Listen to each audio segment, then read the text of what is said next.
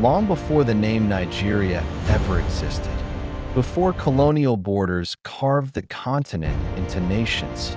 This land was home to powerful civilizations.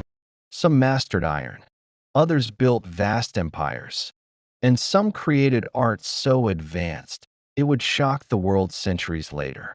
These were not primitive societies. They were innovators, rulers, warriors, and their stories have been largely forgotten. This is the story of the civilizations that rose, thrived, and shaped the history of West Africa.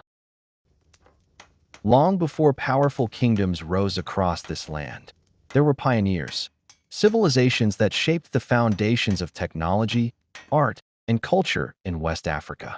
Their names are rarely spoken, but their legacy still lives beneath the soil. Long before the rise of European metallurgy, before the mighty kingdoms of Mali or Ghana, deep in the heart of what is now Nigeria, an ancient people unlocked a secret that would forever reshape Africa, the forging of iron. But who were they? And how did they master a technology thousands of years before others around them? This is the forgotten story of the Nok civilization, the iron pioneers of West Africa. As early as 1000 BC, the Nok people were already shaping iron. Centuries before it appeared in many parts of the world, their technology would change agriculture, warfare, and society forever. The Nok civilization flourished between 1000 BCE and 300 CE, centered in modern-day Kaduna and Plateau states, named after a village where the first terracotta figure was unearthed. In the 1920s, the Nok were more than just artists. They were trailblazers of early African innovation. At a time when most of the world still worked with stone, the Nok were already smelting iron, crafting tools, weapons, and shaping society itself. Ironworking wasn't just a technological leap, it was a revolution. Unlike stone tools, iron implements could clear forests, till land, and arm warriors. It gave the Nok a powerful edge. What's astonishing is that there's no evidence they borrowed this knowledge. The evidence suggests they discovered it independently, making them one of the earliest independent iron cultures on Earth. Yet the Nok were more than metalworkers. Their famed terracotta sculptures, lifelike, expressive, and detailed, tell of a rich society. We see warriors, musicians, elders, each revealing the cultural depth of this mysterious people. And these artifacts weren't just art. Many are believed to have had ritual or spiritual purposes, clues to a belief system lost to time. The story of the Nok might have stayed buried forever. But in the 1940s, British archaeologist Bernard Fagg began systematic excavations. What he found stunned the world: iron smelting furnaces, sophisticated pottery, and clues of a highly organized society. And yet, so much remains unknown. The Nok left no written records. Their language, customs, and even their name are mysteries. Did the Nok spark the rise of later Nigerian cultures like the Yoruba or Igbo? Some scholars believe their ironworking know-how may have seeded technological revolutions across the region. Even today, echoes of their craft survive in traditional blacksmithing, methods, and artistic styles. The Nok may be gone, but their legacy lives on, deep in West Africa's cultural DNA. The Nok civilization challenges how we view African history. They were not passive recipients of outside influence. They were pioneers, innovators, creators. In rediscovering their story, we uncover a deeper truth: that Africa's ancient past is not just rich, it's revolutionary. Subscribe to Echoes of the Ancients as we uncover more lost chapters of Africa's greatest civilizations. Like, share, and let the world know history did not begin with Europe. With iron tools, forests could be cleared, agriculture could expand, and societies could grow stronger. But just as mysteriously as they appeared, the Nok vanished.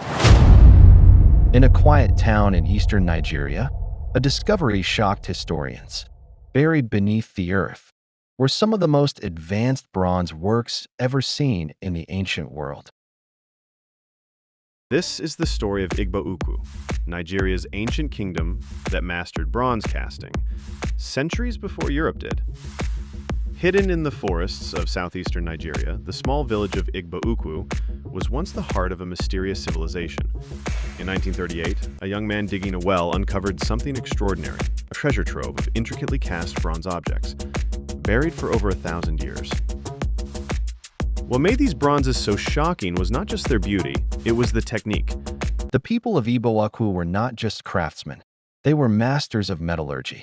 Using a technique known as lost wax casting, they created intricate designs so complex, they rivaled anything produced in medieval Europe.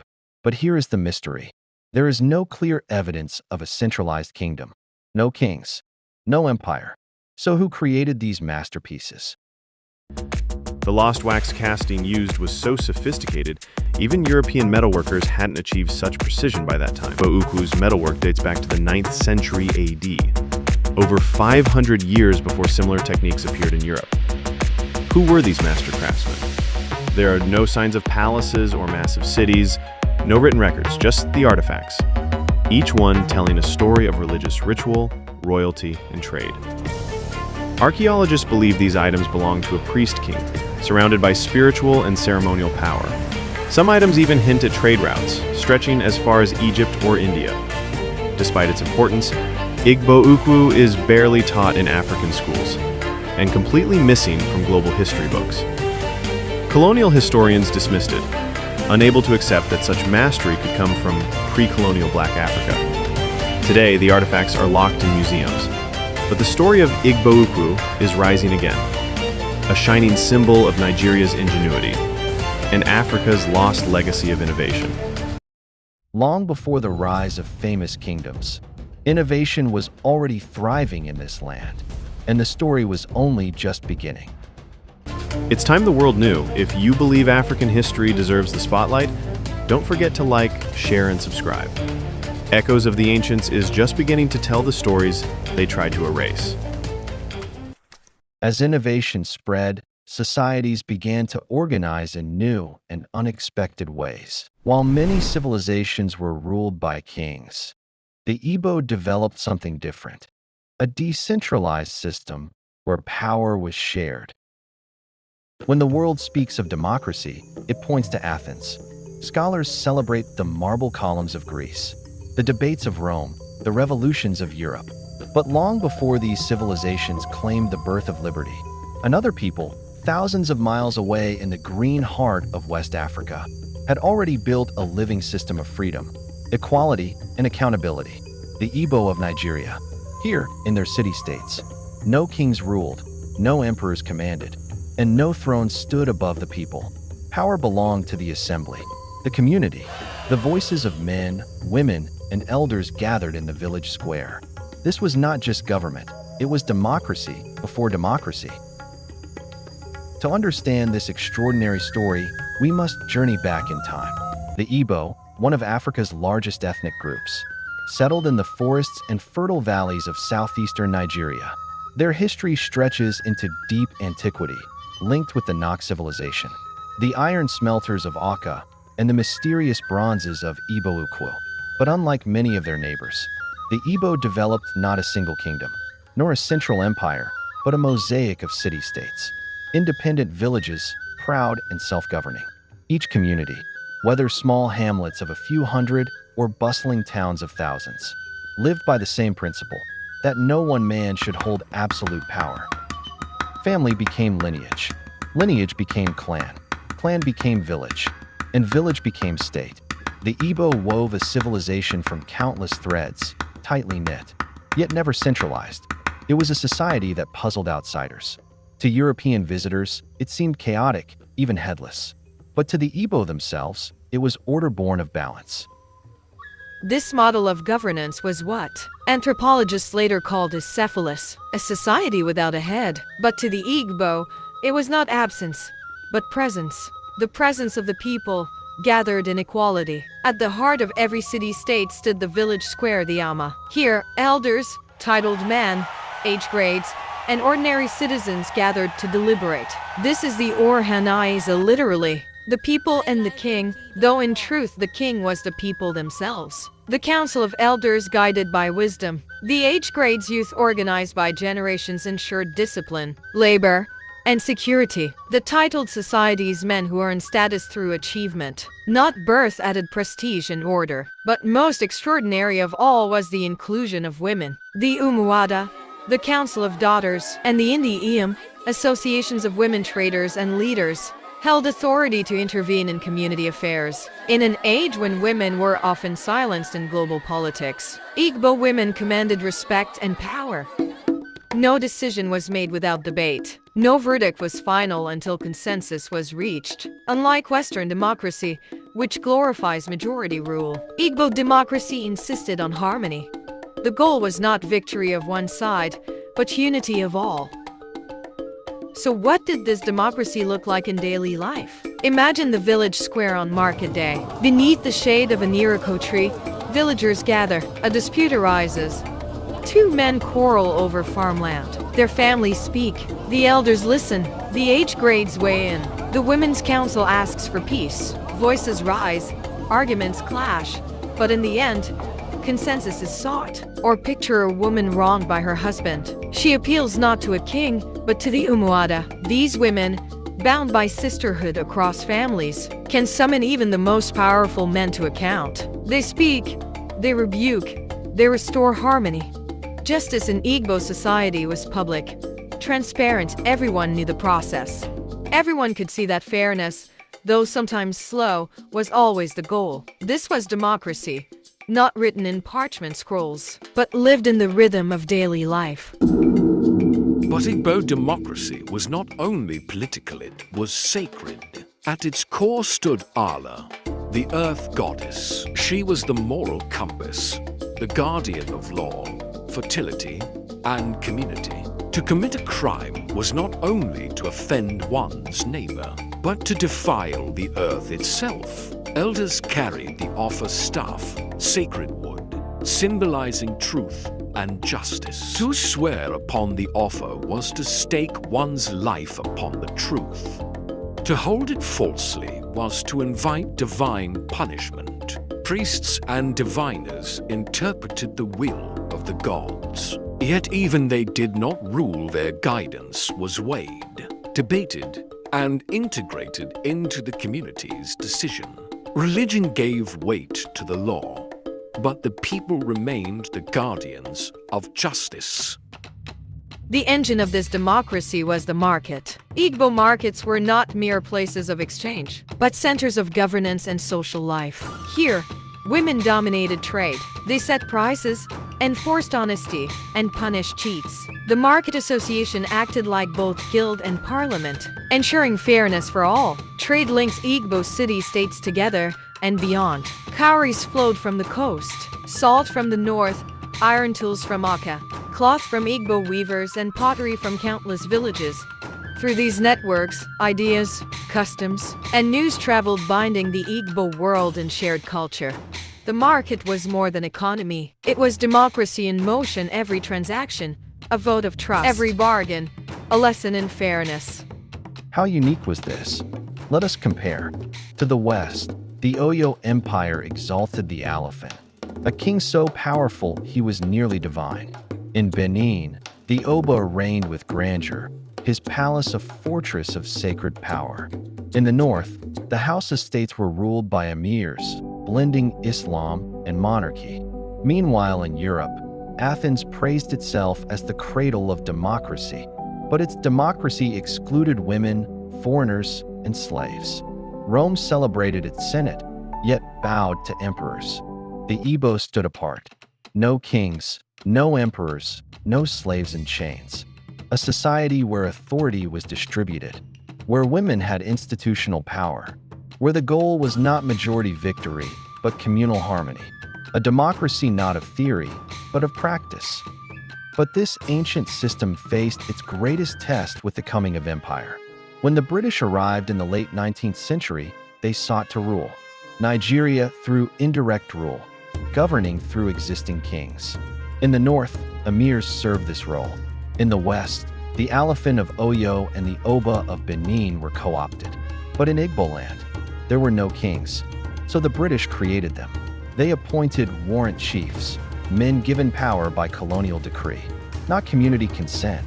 The result was chaos. Ancient balances were broken, corruption spread, and the people resisted.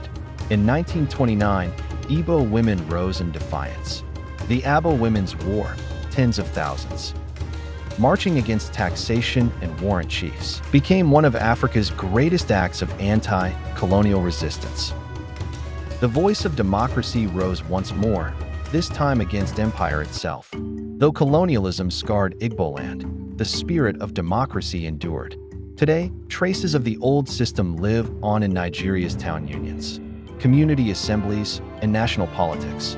The Igbo have carried their tradition into the modern age: consultative leadership, fierce debate, and insistence on accountability. In a world still wrestling with dictatorship and corruption, the Igbo remind us of a profound truth. Democracy is not Western. It is human. It is African. Before Greece, before Rome, before Europe claimed the idea, the Igbo of Nigeria built a system where no king ruled, where every voice could be heard, and where justice was the sacred duty of all. This was democracy before democracy, and its echoes still speak today. And subscribe. But elsewhere, power was becoming more centralized, and kingdoms were beginning to rise.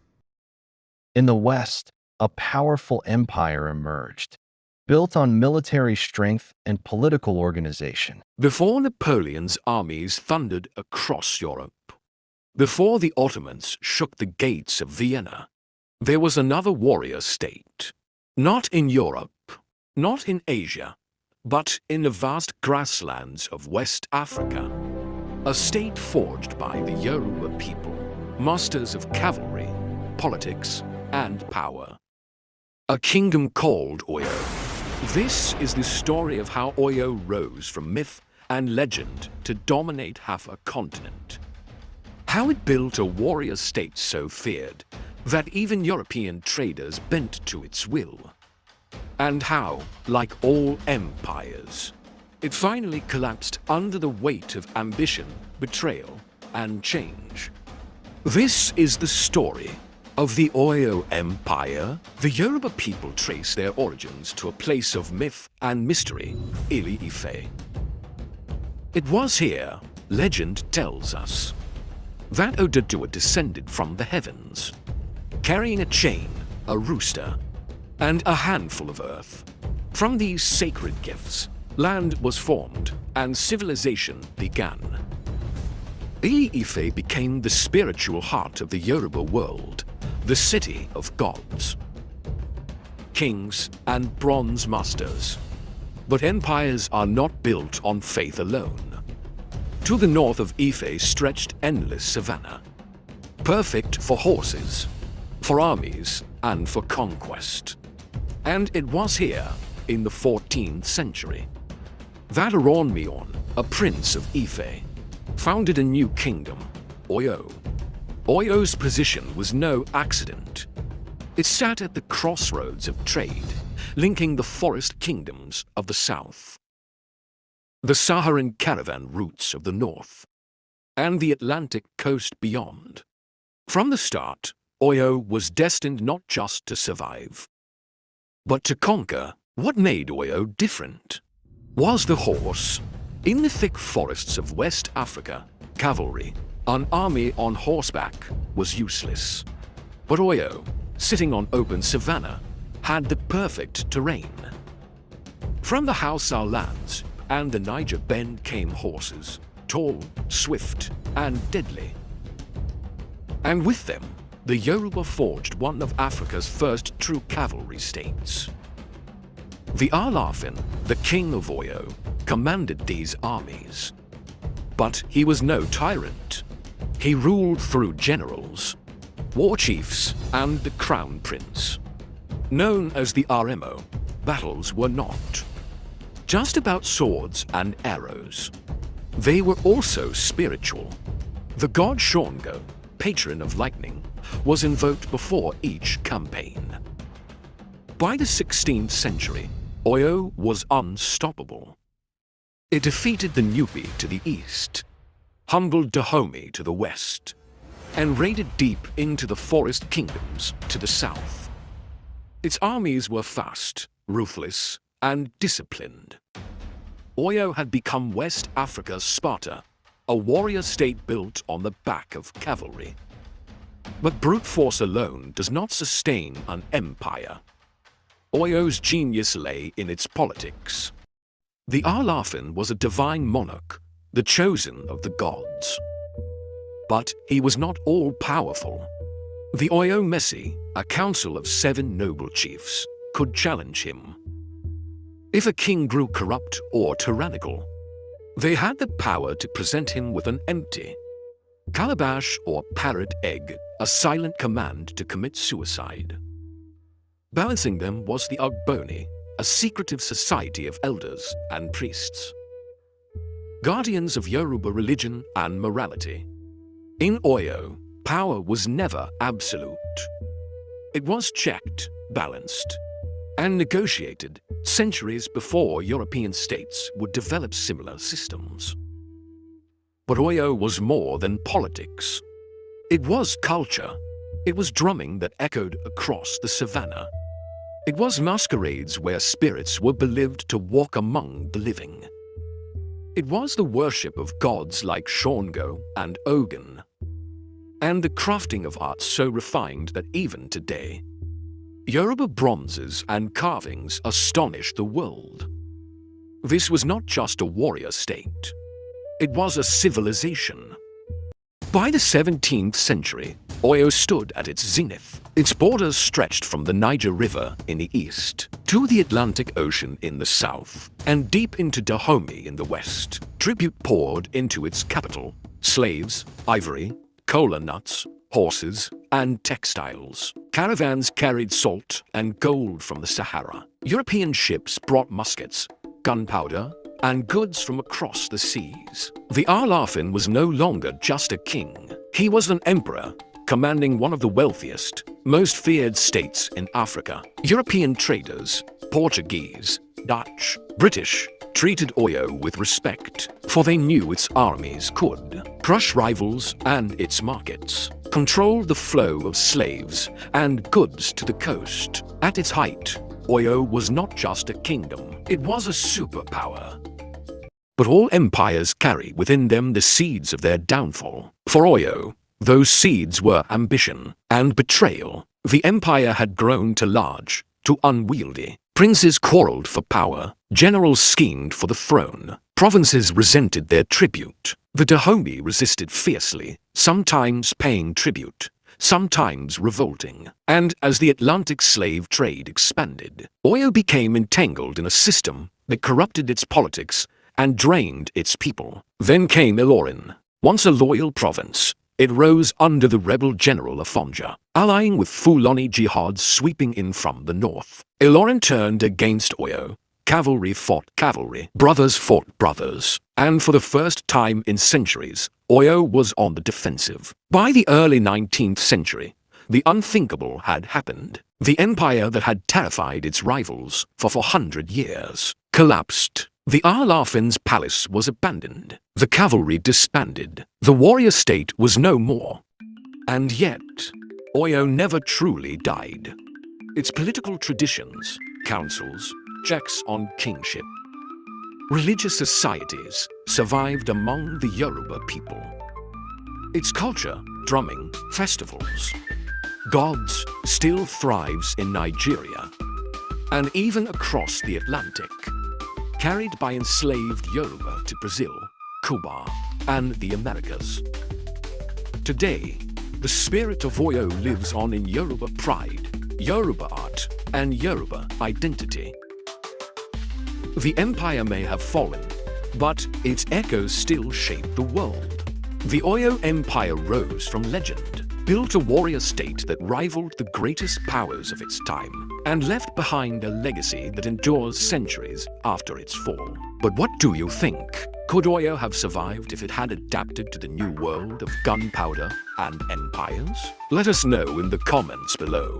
And if you want more stories of forgotten kingdoms and ancient powerhouses, join us again on Echoes of the Ancients. Echoes of the Ancients, and subscribe.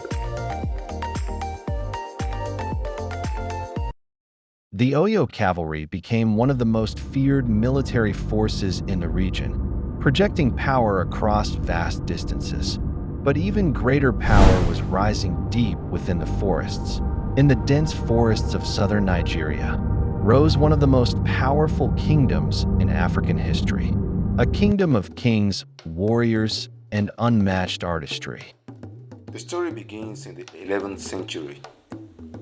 The Edo people, inhabitants of present-day southern Nigeria, were ruled by local chiefs, the Ogizos. But discontent brewed, and soon a new dynasty emerged with the arrival of a prince whose father was from Ile-Ife, the legendary Eweka I, the first true Oba of Benin. With him came not just royalty, but a divine legacy, establishing a centralized monarchy that will endure for centuries. At the center of Benin's power was the Oba, a divine ruler whose authority shaped every aspect of life. Benin's craftsmen created bronze works of astonishing detail, plaques, heads, and figures that told the story of an empire. These were not just art, they were history cast in metal. When Europeans arrived, they were stunned. A vast, well-organized city with massive earthen walls longer than the Great Wall of China. British explorer Dapper wrote, "The streets are straight and broad, clean and orderly." Benin was not just a city, it was a marvel of urban planning and civil engineering. The Portuguese were among the first Europeans to trade with Benin in the 15th century. They admired its governance, wealth, and artistic excellence. Benin exported ivory, spices, and sadly slaves, while importing firearms and luxury goods. The Obas controlled trade with iron grip. No foreigner could settle in the land, yet many came in awe of its power. In 1897, the empire faced betrayal. British officials sought to impose trade routes and force the Oba's submission. By the 15th century, under Oba Eware the Great, Benin reached its zenith. He reformed the military, expanded the empire's borders from the Niger Delta to modern-day Togo, and commissioned monumental architecture. But what truly defined Benin was its brilliance in bronze. The Benin bronzes, lifelike, regal, and symbolic, became icons of African ingenuity. But when a peaceful British mission was attacked under suspicious circumstances, retaliation was swift and brutal. But in 1897, everything changed. British forces invaded Benin. The British launched a full-scale invasion. They looted thousands of artworks, burned the city, and exiled Oba Ovonrowen to Calabar. Benin fell, not from weakness, but from the bullet and flame of empire. Today, the legacy of Benin lives in stolen bronzes displayed in Western museums and in the culture of the Edo people who never forgot. The story is not over. Calls for restitution echo louder. The spirit of Benin is rising once more. The Benin Empire was not lost, it was silenced. But the time has come to remember, to rebuild, to honor the strength, art, and power of Nigeria's forgotten powerhouse. The fall of Benin marked the beginning of a new era, one where ancient kingdoms would face a powerful new enemy. If this story moved you, subscribe to Echoes of the Ancients, more powerful histories, uncovered, retold, and reborn. As kingdoms expanded, conflict became inevitable. In the north, one ruler would become legendary. Long before the world knew Nigeria, before borders were drawn and history rewritten, there rose a queen whose name thundered across empires. She wasn't just royalty, she was a storm of steel and strategy. Amina of Zazao. She led armies, built cities, broke traditions. This is her legend, etched in blood, iron, and glory. This is Echoes of the Ancients. In the 15th and 16th centuries, northern Nigeria was a patchwork of thriving Hausa city-states. Zazzau, known today as Zaria, was one of the 7 original Hausa Bakwai states, famed for its trade in slaves, salt, leather, and iron. Zazzau was no backwater. It was a city of scholars, merchants, and military strength, a melting pot of cultures where Arab, Berber, and Sudanic influences mixed. Born into this vibrant world was Amina, the granddaughter of Queen Bakwa Turunku, the very woman who had founded Zazzau's capital. Raised as a princess, Amina trained not only in politics and diplomacy, but also in the deadly arts of warfare. She wasn't just a noble, she was a warrior in the making. Amina's rise was not by inheritance alone, it was by merit. By the time she was 16, she had earned command of the Zazzau cavalry. Legend says she could ride better than most men and wield a sword with unmatched skill. But her chance for leadership came with tragedy. After the death of her mother, Amina's brother Karama assumed the throne. But when he too passed away, all eyes turned to the one person who had led warriors into battle and returned victorious. In the year 1576, Amina became Queen of Zazzau, but she would not rule from behind a throne, she would lead from horseback. In just a few years, Queen Amina turned Zazzau into a military juggernaut. She embarked on one of the most ambitious expansion campaigns in West African history. For over 3 decades, she led armies across Hausa lands, conquering cities like Kano, Katsina, Bauchi, and Nupe. Her empire stretched across modern-day Nigeria, Niger, and even parts of Cameroon. And she didn't just conquer, she transformed. Amina ordered massive walls, Ganuwa Amina, to be built around every captured city. Some of these ancient walls still stand today. She ensured safe passage for traders, opening routes that linked North Africa with the forested south. Zazzau's wealth grew, and so did its fearsome reputation, thanks in part to its iron weaponry. This was truly the Empire of Iron. Despite her fame as a warrior, Queen Amina was also a shrewd stateswoman. She kept peace between rival clans through diplomacy and blood ties. She encouraged intermarriage, trade agreements, and alliances with distant rulers. But perhaps most remarkably, she empowered women. Under Amina's rule, women served as palace guards, advisors, and even regional governors. She created spaces in Hausa governance that echoed the matrilineal traditions of ancient Africa. Amina did not rule like a man. She ruled like a queen in her own right. For a queen who lived so boldly, Amina's end is shrouded in mystery. Some say she died in battle in the lands of Kwara-Rafa. Others say she retired, leaving behind a legacy of unmatched power. No grave has been found. No tombstone bears her name. But her legend remains immortal. Queen Amina's impact ripples through Nigerian history to this day. She inspired generations of female leaders, from pre-colonial queens to modern politicians. She is taught in Nigerian schools as a symbol of strength and pride. Her name graces streets, schools, and statues. The walls she ordered still guard ancient cities, and her boldness still echoes in the soul of the Hausa people. Amina was not just a queen, she was an architect of empire, a hammer of war, a mother of nations. Long before Europe set its sights on Africa, long before the British brought railways and rifles, there was a queen in iron armor, who carved out an empire from horseback, who ruled not from fear, but from purpose.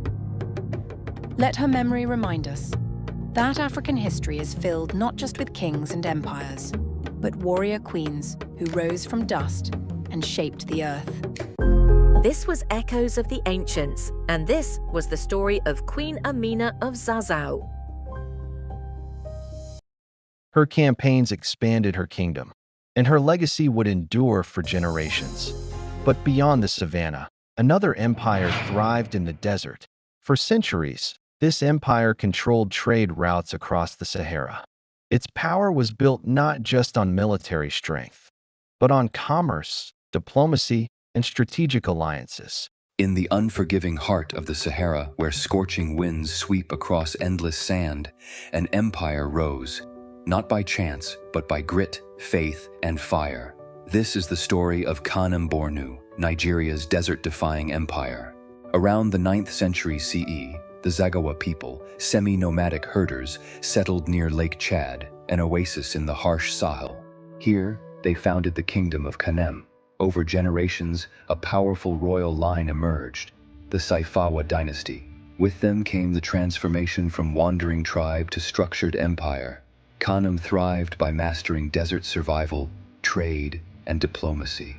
Trade caravans snaked through the dunes, linking Kanem to North Africa and beyond.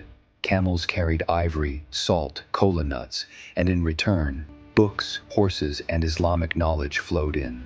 Mai Dunama Dabalemi, one of Kanem's greatest kings, embraced Islam and expanded his empire with zeal. He built a powerful army and spread the faith deep into Central Africa. But power breeds enemies. Internal strife weakened Kanem, and external attacks battered its core. The capital, Njimi, was overrun. Its towers crumbled in flames. The Saifawa dynasty fled westward, across Lake Chad. Kanem, once mighty, was lost, but not. In Bornu, the Saifawa rebuilt. Under Mai Idris Aluma in the 16th century, the empire roared back to life. He reformed the military, courts, and built mosques and roads that stitched the desert into one. Bornu became a beacon of Islamic learning, with scholars traveling from Timbuktu to its schools. The Kanyua language spread, and so did a unique culture, one that blended desert resilience with Islamic faith. Kanem-Bornu was led not just by kings, but queens, generals, and scholars. It was a civilization that balanced the sword with the Islamic scripture. By the 19th century, new powers rose and Bornu began to fade. European colonizers carved the region into pieces. Yet Kanem-Bornu's legacy endures in Nigeria, Chad, Niger, and the Cameroons, and in the Kanuri people, who still walk the lands of their ancestors. This was no mirage, it was an empire of endurance. A kingdom of scholars, warriors, and traders who defied the desert. Kanem-Bornu was not lost to time, it echoes in every dune and every descendant. Subscribe to Echoes of the Ancients, where Africa's hidden history lives on. But a new force was approaching, one that would change everything. By the 19th century, British interest in West Africa had shifted. The slave trade was declining, but a new opportunity had emerged: palm oil. The Niger River, lifeline of a people and the golden road to their destiny. But in the age of empires, even rivers could be conquered. In the late 19th century, the kingdoms along this river, Benin, Nupe, Itsekiri, Igala, and the Igbo River states, faced an enemy unlike any they had ever known. How did the people of the Niger, once masters of trade and diplomacy, become subjects of an empire they never invited? This is the battle for the Niger. The Niger was more than water. It was a highway of wealth. Ivory, palm oil, bronze, and fine textiles flowed from deep forests to the ocean's edge. The Niger territory was a bustling corridor of kingdoms: Benin, Itsekiri, Igala, Igbo coastal states, Nupe, and others. In pre-colonial Nigeria, these kingdoms and states developed complex trade systems, art forms, and diplomatic relations. Here's a brief glimpse. Benin Kingdom, known for its renowned bronze and brass works. The Benin Kingdom traded extensively with European merchants, exchanging goods like ivory, cloth, and pepper for firearms, cloth, and other luxury items. Itsekiri. The Itsekiri people controlled a significant portion of the Niger Delta trade, exchanging goods like salt, cloth, and metal goods for slaves, ivory, and other commodities. Igala. The Igala Kingdom played a crucial role in the region's trade, particularly in the distribution of goods like cloth, beads, and metal goods. They also had a complex system of diplomacy and alliances with neighboring states. Igbo coastal states. The Igbo coastal states, such as the Arar Confederacy, developed a thriving trade network based on goods like slaves, ivory, and palm oil. They also had a rich tradition of art and craftsmanship. Nupe. The Nupe Kingdom was known for its expertise in glass production and trade. They also had a complex system of governance and diplomacy, with ties to other regional powers. These states and kingdoms developed intricate diplomatic relations, often through strategic marriages, alliances, and trade agreements. Their art forms, such as bronze casting, wood carving, and textiles, reflect their rich cultural heritage and the exchange of ideas across the region. These pre-colonial systems laid the groundwork for the complex cultural, economic, and political landscape of modern-day Nigeria. In Benin, artistry was the mark of power. Bronze casters told the story of kings in metal that would outlast centuries. Further upstream, the Nupe controlled inland trade routes, while the Igala sat at the crossroads of cultures, warriors, traders, and diplomats. Across the seas in London, industrial hunger grew. Palm oil-fed machines, ivory adorned the homes of the wealthy, and the Niger was the key.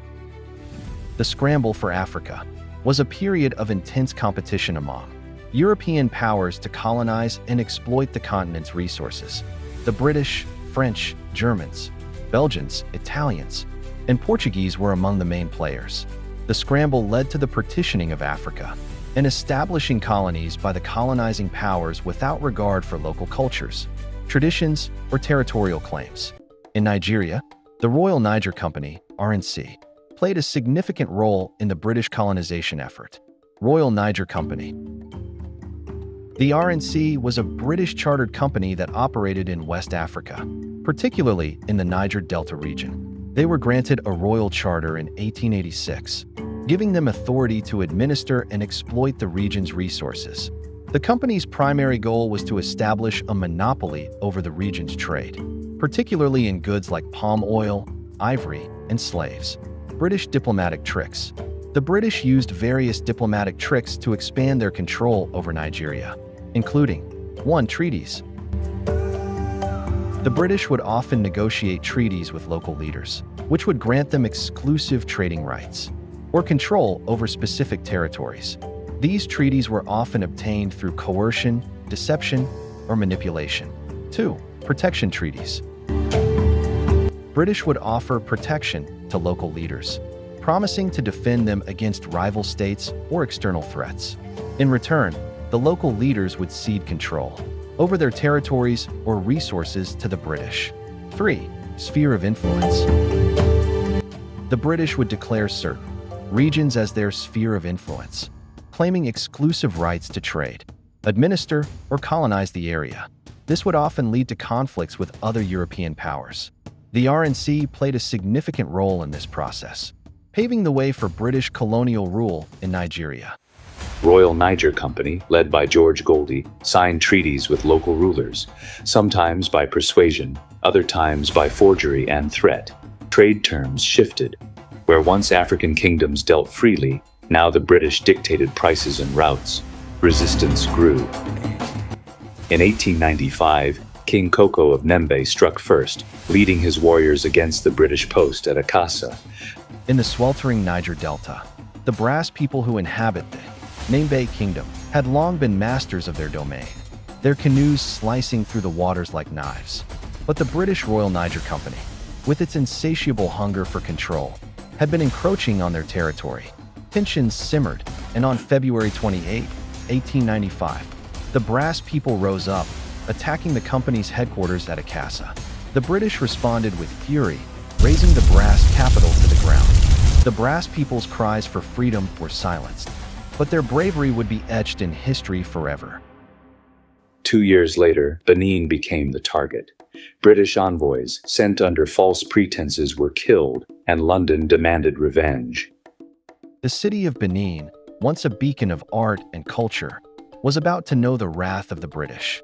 On January 4, 1897, British forces, led by Admiral Harry Rawson, descended upon the city, seeking revenge for the killing of British officials. The Oba, Oven Ramwin Nagbayizi, watched in horror as his city was reduced to ashes. The Benin people's sacred altars were desecrated, their priceless artifacts looted. The city wept, its people shattered. The expedition's brutality would leave scars that would take centuries to heal. The Benin people's dignity was bruised, but their spirit remained unbroken. By 1900, Britain declared the Niger territories its protectorate. Ancient kingdoms were reduced to provinces, but the river remembers. It flows past the same towns, the same forests, carrying the whispers of those who stood their ground. The battle for the Niger was not just a clash of arms, it was the meeting of two worlds and the birth of a new, often painful chapter in African history. Today, many of the treasures taken still lie in foreign halls, but the spirit of the river and of the people who fought for it flows on. The Niger endures.